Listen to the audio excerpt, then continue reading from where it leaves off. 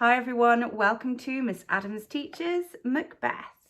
In this video, I'm going to be talking to you about the significance of violence as a theme throughout the whole play. I'm going to give you 5 big ideas, along with quotes, analysis of language structure and a little bit of form, and some useful discussion points on context, along with a couple of honourable mentions at the end.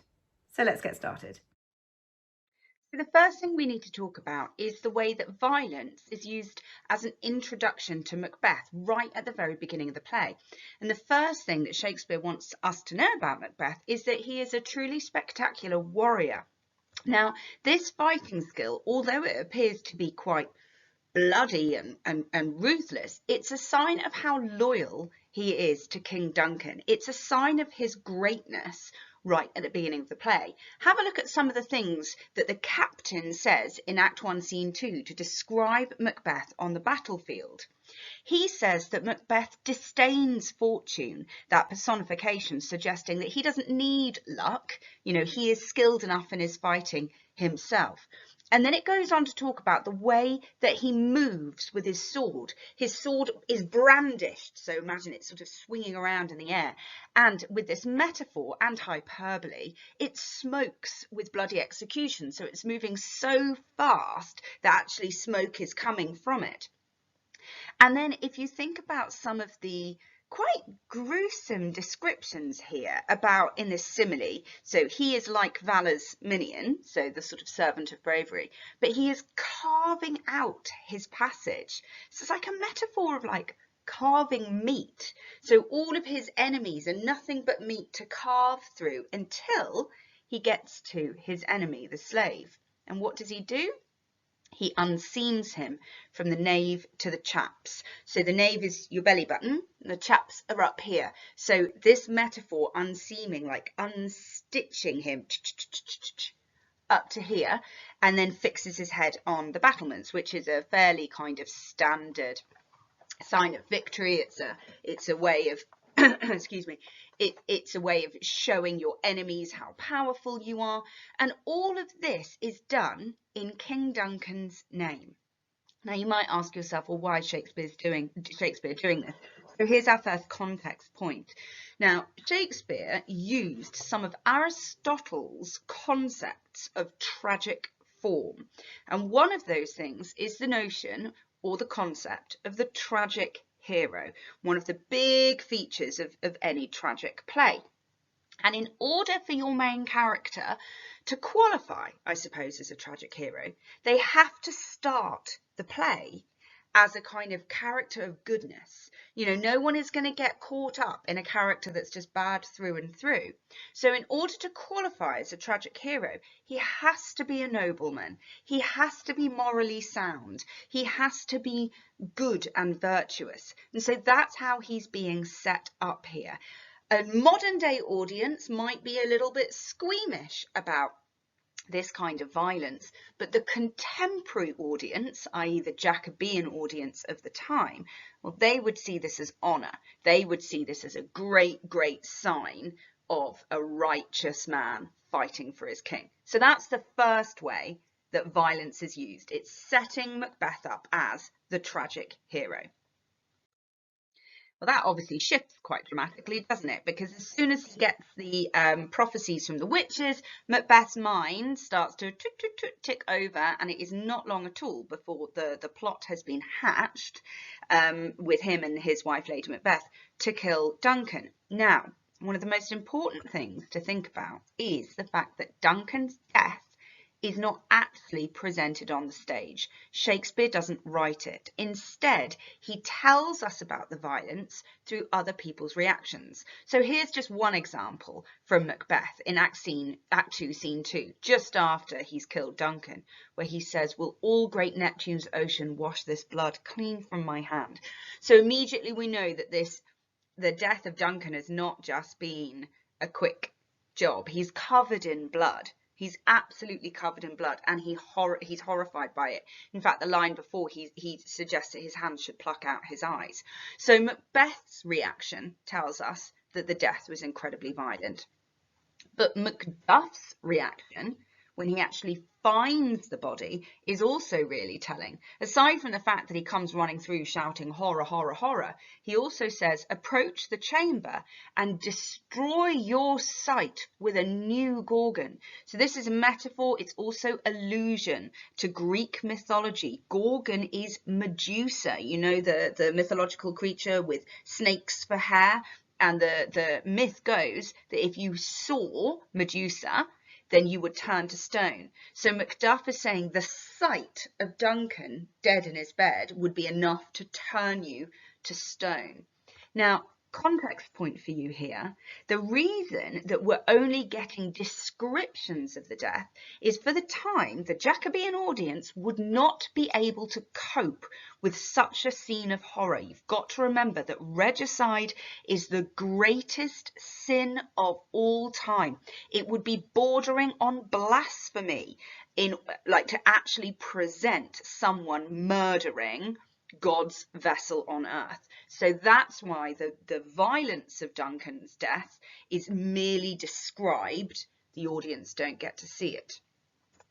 But the violence of this death also has another impact, and that's a global impact, okay? Because I mentioned it just very briefly, the Jacobean audience believed in the divine right of kings. I said before, the king is the vessel of God. So they believed that God specifically chose the king, placed him on earth as his, I don't want to say number two because that's Jesus, but the next down, the sort of the living, the mortal vessel of God. And so if someone committed regicide, you are going against God. And what's the impact of that? Chaos on earth. Yeah. So the impact of regicide, of displacing the divine right of kings, is disorder and chaos. And look what Lennox says. Lovely bit of dramatic irony, because of course we know why this is going on, but Lennox doesn't. He talks about the storm that happened in the night of Duncan's death, and says, some say the earth was feverous and did shake. This wonderful personification of the earth being ill and diseased. He's talking about earthquakes. So the idea is that the violence of Duncan's death triggers chaos in the natural order of the world.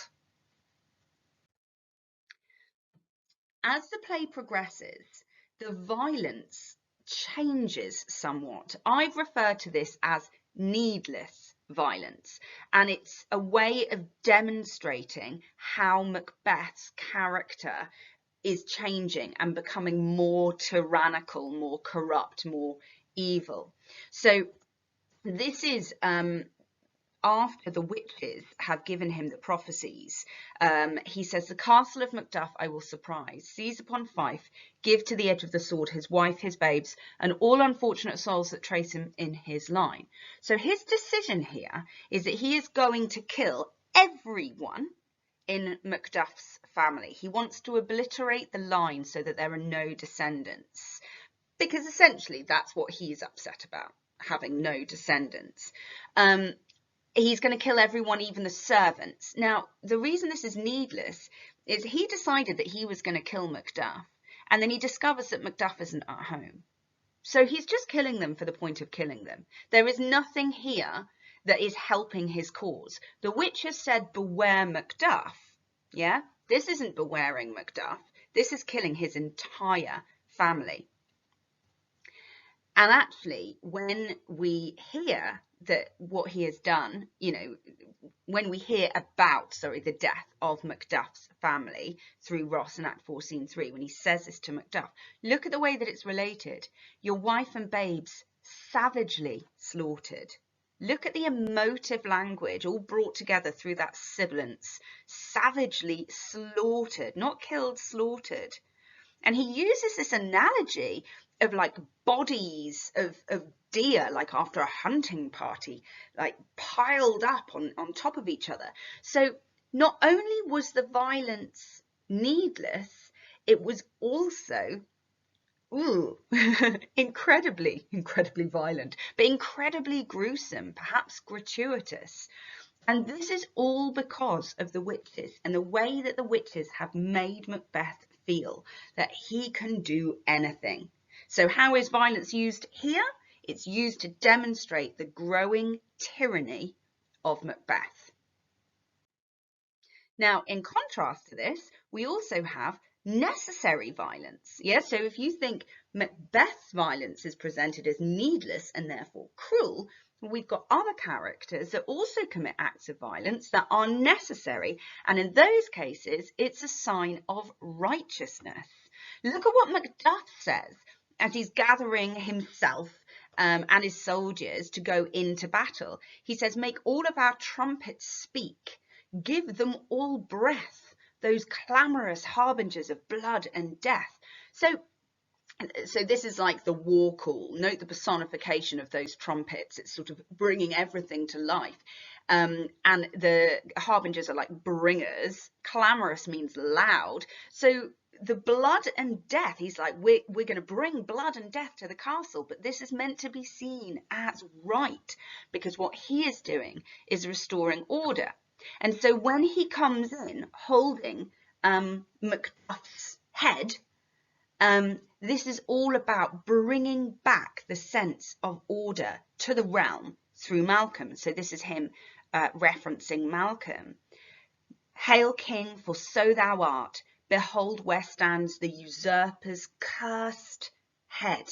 So he is literally holding the head in his hands. So again, coming back to this idea of divine right of kings, when he says, the time is free, I see thee compassed with thy kingdom's pearl, he's saying, oh, everything is okay again. Everything is back to how it should. The violence, the taking down of Macbeth has restored Malcolm, for so thou art, as the rightful king of Scotland. So the idea is the world can go back to normal. So necessary violence restores order. Needless violence creates chaos. Now, we started talking about violence, looking at this kind of the warrior version of Macbeth. And some people like to look at Macbeth's death as a return to that status. If we have a little look at Act 5, Scene 5, when he has finally understood what the witches have done, finally understood that he's been tricked, he says, "I begin to be aweary of the sun and wish to the estate of the world were now undone." So you get this kind of sense of almost quite nihilistic. He's lost his sort of faith in the world. He's sort of lost his love of life here. And so the one thing that kind of gets him going, the one thing that sort of sorts him out, I suppose, he says, "Ring the alarm bell, blow wind, come rack, at least we'll die with harness on our back," meaning armor. So in this moment, Macbeth realizes that the only way that he can have any kind of sense of pride in himself at the end is to die as a warrior, like he was right at the very, very beginning of the play. Now, funnily enough, this is also to do with Aristotle's concept of the tragic hero. Aristotle said that a tragic hero at the very end, at the point of their demise, should almost have like a sort of sense of epiphany where they understand what went wrong. It's called an anamneurisis, but you don't really need that for a GCSE exam, maybe for A-level. But in this moment, this return to him as a warrior it's like doffing your cap to that kind of person he once was, completing the cycle of the tragic hero before he dies, because obviously the tragic hero has to meet that violent end. Now, those points that I've taken you through, that could work quite beautifully as an essay in itself, especially the way that it kind of moves through the play. But there are some other points that you might like to consider. So here are our honourable mentions. You could talk about the violence of Lady Macbeth and the way that the audience would react to that. So the fact that she is able to go back into Duncan's chamber and use the blood and the grooms and smear Duncan's blood all over the grooms, the violence of that, and how that fits in or doesn't fit in to the idea of what a woman should be like in the Jacobean era. You can also talk about the way that she plots the violence. It is Lady Macbeth that comes up with the plan. So there is easily discussion points there. You could also talk about the way that Lady Macbeth manipulates Macbeth using the kind of concepts of violence and bravery, the idea that, you know, he is a man, so therefore he should be able to carry out these acts, and if he can't, that makes him less of a man. Slightly less strong point than this one, but still worth mentioning. You can talk about the way that violence is a trigger for feelings of guilt and madness, firstly in Macbeth and then in Lady Macbeth. Macbeth's feelings of guilt and madness come early in the play, so Act 2, Scene 2. And then into Act 3, you know, obviously when he sees Banquo's ghost, you've got cracking lines, you know, like, you know, full of scorpions is my mind. And then Lady Macbeth, you could look at Act 5, Scene 1, where you see the impact that the violence of Duncan's death and all of the later deaths has had on her. She's sleepwalking, the repetitive washing of her hands, but she's also going through all of those violent acts. You know, the Thane of Fife had a wife, where is she now? It's all of the violences playing on her mind. You could also talk about how the witches incite Macbeth's feelings of invincibility, encouraging violence. So you could talk about the fact that the witches are the catalyst to violence, if you agree with that, all the way through. So a few other points that are interesting that you might like to run with, but the main slides, that almost forms like an essay plan in itself. Well, thank you so much for watching. I really hope that was helpful for you.